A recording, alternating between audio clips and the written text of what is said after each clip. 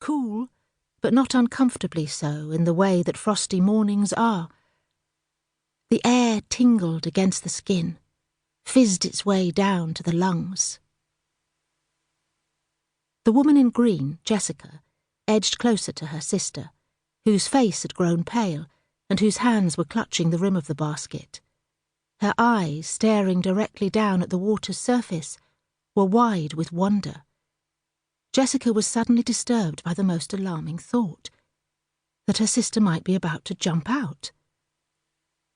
A short while later, she was to think it might have been better if both of them had jumped, that 1 or 2 petrifying seconds and a painful encounter with the water's surface wouldn't have been so bad. The cool, choking blackness might have finished them off, but equally might have buoyed them up and carried them to shore. Had they leapt at that point, they might both have lived. "Isn't it fabulous?" she said, because she'd learned a long time ago that distraction could sometimes halt a reckless course of action on her sister's part. "Are you enjoying it? I can't believe we never did this before." Isabel smiled but said nothing, because a reply would have been pointless. She was clearly besotted with the whole experience. "It's gorgeous, isn't it? Look at those colours." Still no reply. But Jessica had the satisfaction of seeing her sister lift her head and beam at the trees growing right to the edge of the water.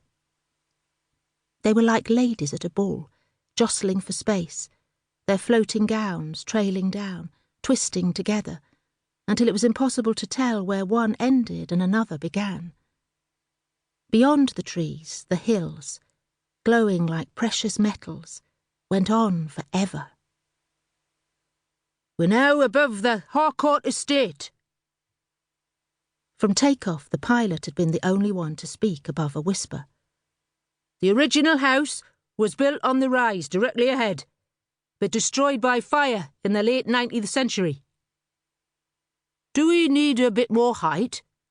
The retired journalist, with the thinning hair and thickening waistline, was frowning at the rapidly approaching trees. "Don't worry, folks. I've done this before." The 6-foot red-haired Geordie pilot tickled the air above the burner with a short burst of flame, and those closest to him felt the oven blast of hot air on their heads. "I like to stay low at this point, because these woods are one of the best places in Northumberland to see red squirrels. Also, whilst it's a bit late in the year, ospreys."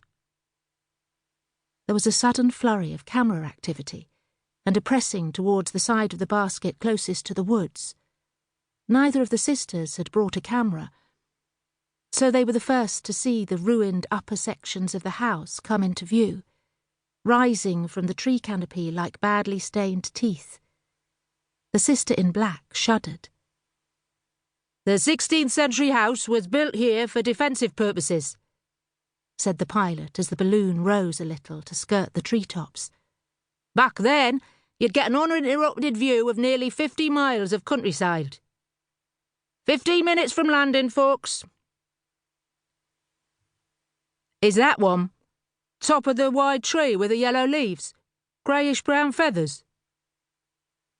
One of the hikers was pointing back towards the treetops, and the focus of attention shifted away from the house. "Could be." The pilot raised his binoculars, turning his back on the direction of travel. "There's someone down there." "Where? In the woods?" Jessica followed her sister's gaze, but her own eyesight had never been as good. Isabel's hearing was better too, and she had always been the first to pick up scents, to detect the strange flavours in food, as though she were the sharper, clearer forged of the two. "Behind the house?" Jessica stood on tiptoe. Over her sister's shoulder she could see the great gaping holes in the roof, the collapsing walls. "A girl! Running!" Low enough to make out tiny pillows of moss and broken roof slates, the balloon passed over the house. The pilot, distracted by his attempt to spot an osprey, had allowed them to fall lower still.